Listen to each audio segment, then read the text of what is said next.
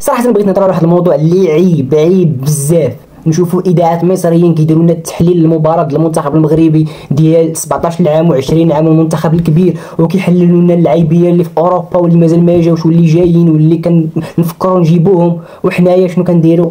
كنتبعوهم.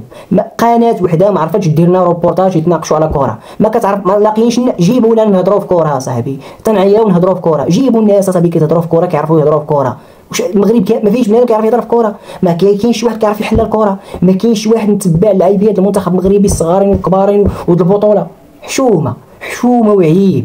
نبقاو نشوفوا قنوات كيديروا داكشي اللي خصنا نديرو حنايا، قنوات اللي داكشي اللي كيديروا كان ما خصوش هما يديروه الاول، حنا الاول خصنا ندير.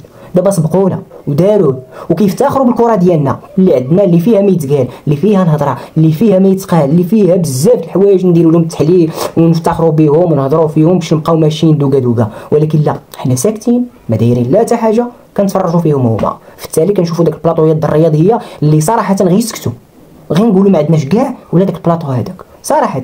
حيت انا كنشوف التحليلات، شي تحليلات اللي ما بقاوش اخويا صراحه. انا ما بغيتش، ما كرهتش الرياضات هي تطور، الرياضيات هي تطور، نشوف فيها المحللين، نشوف البلاطويات زوينين، نشوف فيها نقاشات زوينه، نشوفهم كيهضروا في كره. انا صراحه ما كنبقاش نتبعو حتى 5 دقائق، 5 دقائق ما كنبقاش نتبع. اكثريه كيكون قبل الماتش باش تشوف كنهضروا دابا واقعيا. خلينا من الهضره الخاويه، وهادشي اللي كاين.